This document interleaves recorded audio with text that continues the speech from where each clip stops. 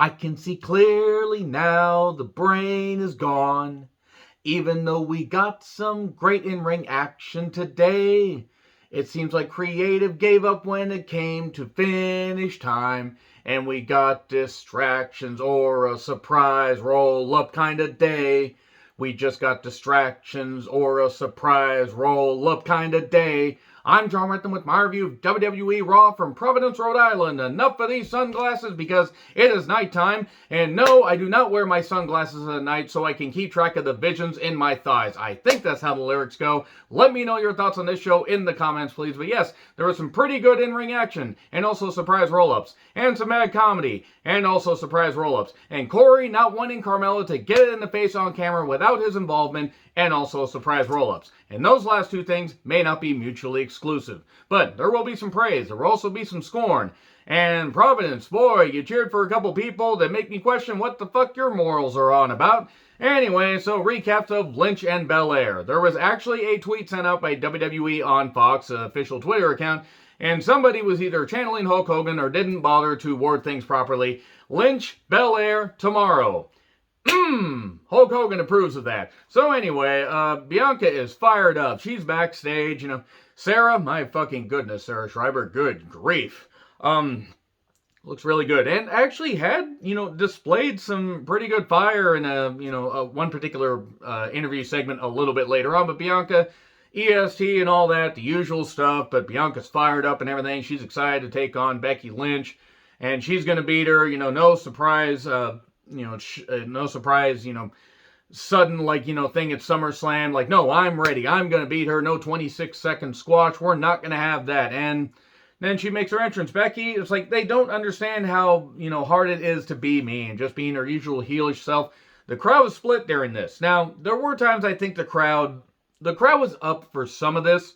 And I think there were sometimes maybe they were just watching it I'm not really totally sure how the crowd sounded live compared to how it came across on TV. Maybe sometimes they didn't mic the crowd all that well. But Lynch and Belair, and this was really good. Raw Women's Championship, this was really, really good shit. Now, I knew it was going to have a dodgy finish because I think they're really trying to stretch this motherfucking thing out to WrestleMania. I think they're going to have Lynch put over Belair on the biggest stage of them all. Whether it's night one or night two, Electric Boogaloo, we will see. But the pace was good. Both can work. There was some nice submission work, especially by Becky with an arm trap into a pin and a lot of great reversals. Bianca's strength is fucking ridiculous. Paraphrasing Arn Anderson here, I couldn't have sat down and wrote these moves down or thought of them, never mind pulled them off. Bianca's a fucking star. She's a fucking superstar, a great professional wrestler. She is really, really fucking good. And she's going to go far. Like, she's got that presence. She's got the crowd on her side. Even though the crowd was kind of split, there were some good reactions for Bianca. And this was pay-per-view worthy shit. As far as the work, this was really, really good. And they're starting with a match. My God, what year is it? It's 2021. Been over this with myself. You would think with just 2 months left in 2021, my God, this year has passed by awfully quick. You would think I'd remember what year it is. But anyway, what year is it? Well, it was brand new. Caught in the ropes and break. David Carradine has entered the chat. So, there was like a nice catch into the announcer's table. And then Bianca, it was a bit of an odd spot because Bianca was almost doing a weird dance, make a little love, get down tonight. But actually, she was doing some weird dance and then got Becky back in for two. And then the KOD, oh no, KOD, she couldn't quite get it. And Becky had been working on trying to loosen the turnbuckle pad and finally did. Took out the turnbuckle pad and then bashed into the exposed turnbuckle. And the most devastating maneuver in all professional wrestling, surprise roll-up, 1, 2, 3. After all that, a surprise roll-up. Because of fucking course. Just go for the surprise roll-up within the first 30 seconds to a minute. Why have a fucking finisher? Now, I understand, again, if they actually extended and build the chase and actually make this matter, I'm all for it. I'm just not necessarily banking on it because she's on Friday nights. I'm not convinced they're going to do this. I really, really hope that Bianca and Becky is the end game. But in all honesty, there are some other deserving women. There's Liv, and I guess they could have Rhea and Becky have a match at the Rumble, but Bianca versus Becky could have some legs to it. So it was, surprise roll ball, that and everything. Becky had to cheat, and Becky was almost in tears, like, oh, I love you to the title. And Bianca was mad and nearly deep-throating big-time Bex. I think that's how I heard that. And Theory was backstage talking to Rey and Dominic just before the match where it's going to be Rey versus Theory. And of course, Theory was thrilled at the prospect of being able to be near someone's kid. So, Rey and Dominic walk out and everything, and it's like, you think you had time to catch your breath? Think again. Chris Benoit from June 23rd and 24th has entered the chat. So, they just going right to another match. They paced the show better for, at least enough of it to where they didn't open with a long-winded promo.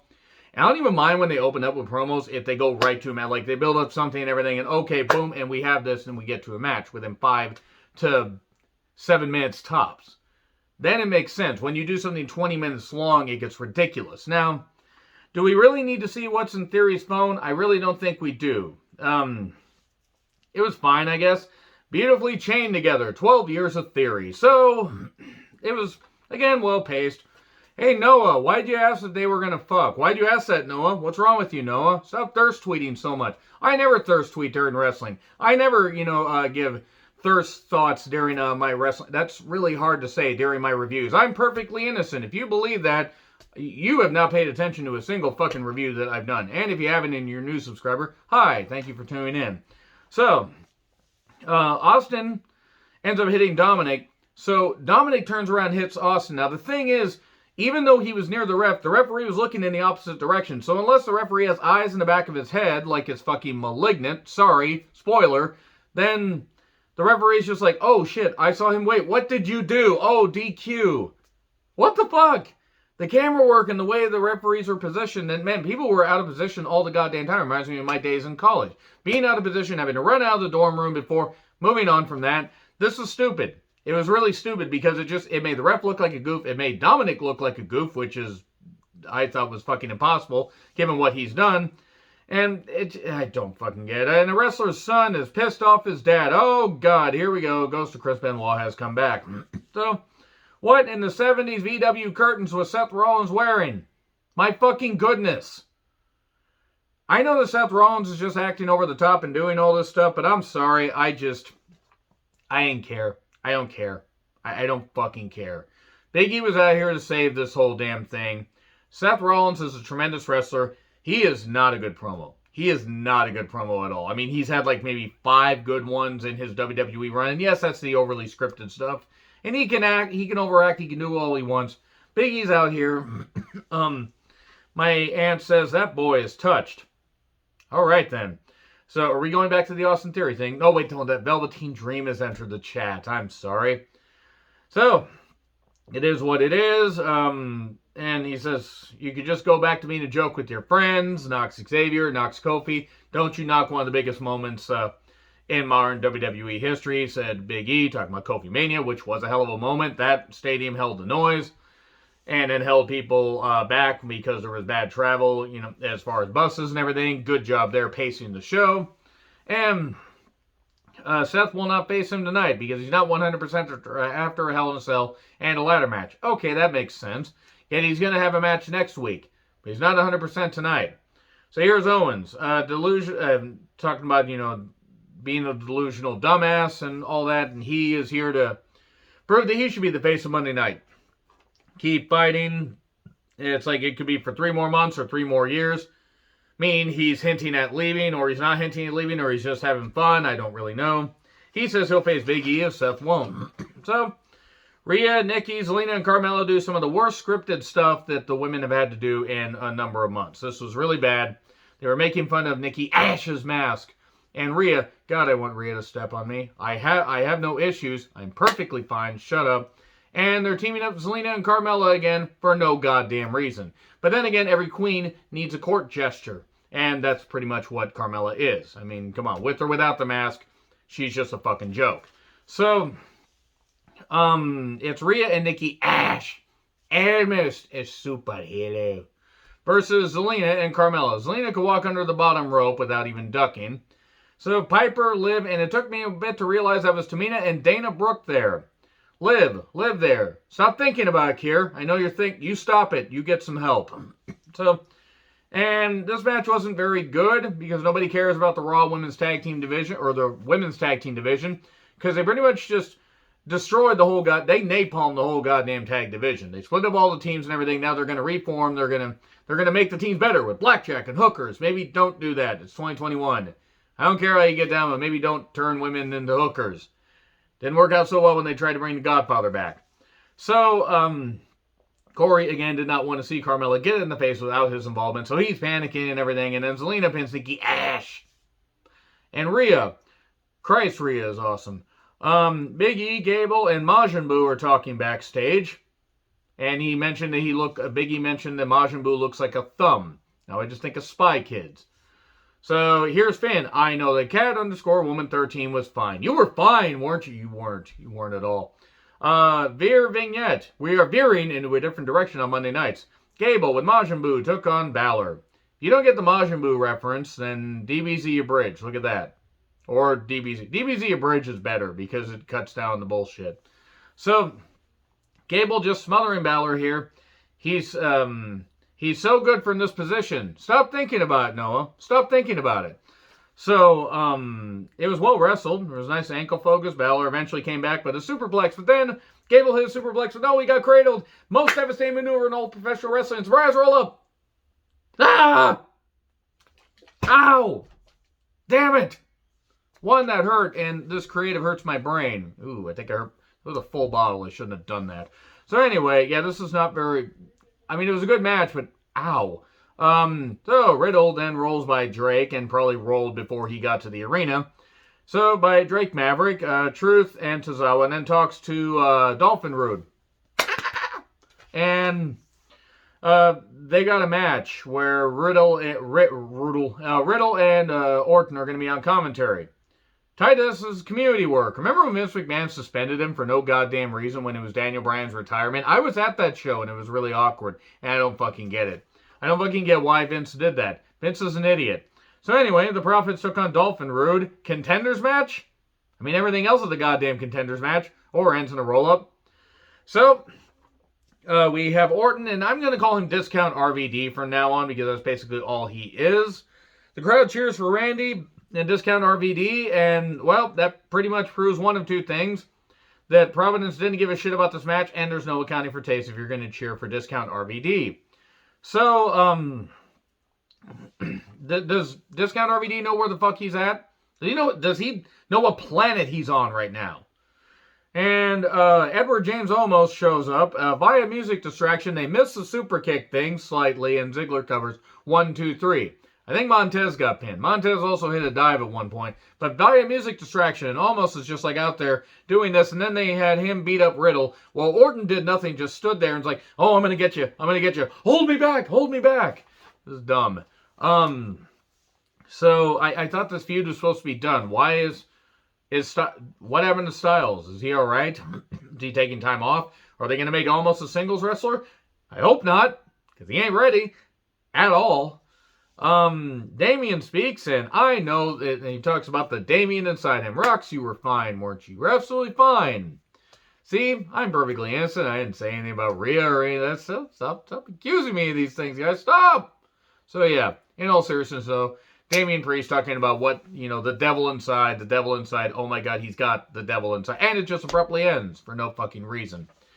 So, it's the complete embodiment of good versus Weevil. Everything is Weevil. It weevils and it wobbles and it won't fall down.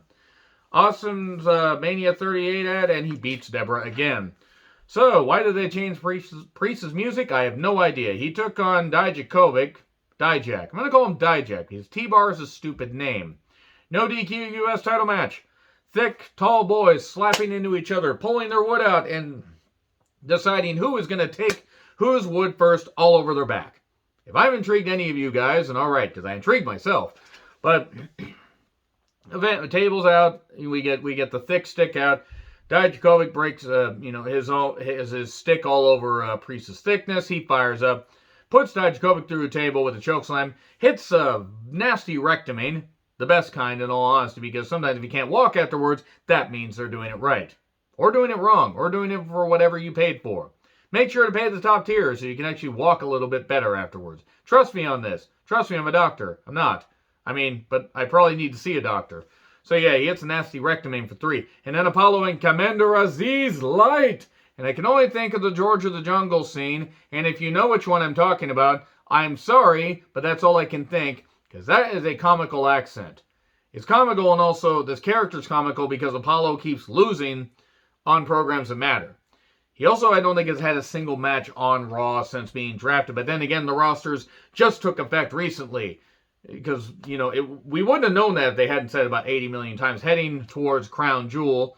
Crown Jewel 3, Revenge of the Sith. I have no idea. Revenge of the Bonesaws. Bonesaw of the Sith. So, he's challenging him to a match. I challenge you to a duel. And then he whacks him with his stick.